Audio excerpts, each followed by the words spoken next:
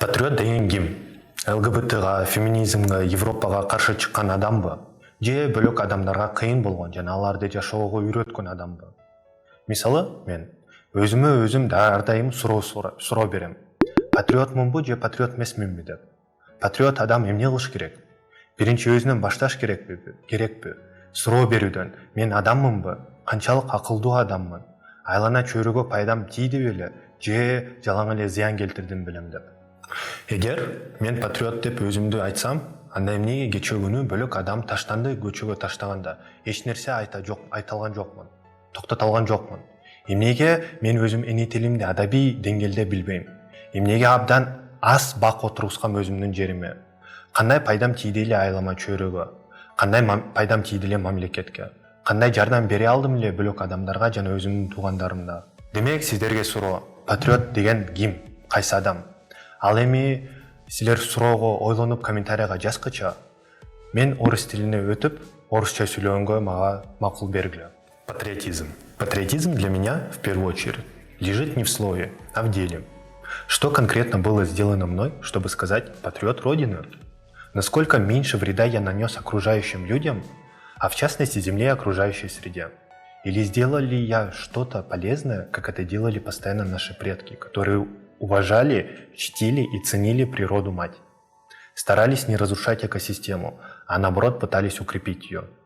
И на самом деле, испокон веков кыргызы в первую очередь имеют богатую историю, легенды и сказки, связанные с животным миром, с растениями и в целом с природными явлениями. Кстати, вспомнили? Назовите их в комментариях. Сколько и как их зовут? К чему я все это? К тому, что сейчас мы ругаем других, но не себя. Мы виним других в изменении своей истории, но ничего не делаем. Мы понимаем, но не осознаем. Мы ленимся. Честно. Это видео не осуждение других, вас или кого-то еще, а лишь призыв к осознанной жизни на Земле без вреда окружающей среде.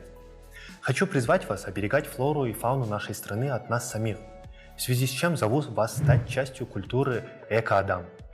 Покажите свой патриотизм не только по отношению к определенным вещам или ценностям, а сперва по отношению к родине, к земле.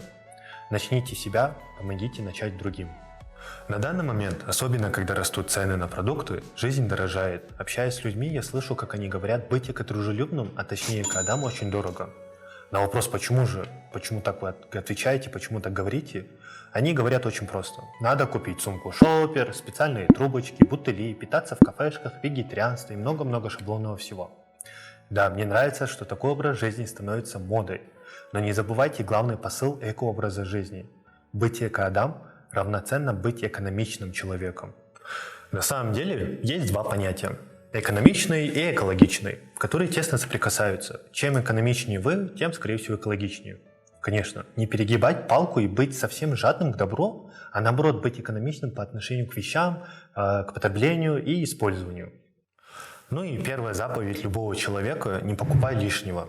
Экологические проблемы начинаются с перепотребления. Пользуйтесь тем, что есть до финального, до последнего, до конца. Не надо специально покупать что-то, чтобы казаться эко-адам. Сделайте лучше из того, что есть. Ну и второе. Сократите. Сократить потребление можно в любой области жизни. Это облегчит вашу жизнь. Минимализируйте все. Третье. Используйте повторно. Приобретенная вещь должна служить долго и надежно и подходить для разных целей. А если вещь просто перестанет быть нужной, можно ее отдать другим людям. Ну и финальные правила – это перерабатывайте и компостируйте. Если каждый и каждая из нас начнут сейчас, то в ближайшее время мы сможем приостановить катастрофы мира, которые нанесут огромный урон человечеству. Возможно, звучу как из «Атаки титанов». Засуха, голод, болезни, массовое вымирание и борьба за выживание. Но так и есть. Помните, от устраиваемых субботников вокруг не станет чище. От устанавливаемых урн мусора не будет меньше. Все у нас тут, ну и в руках, конечно.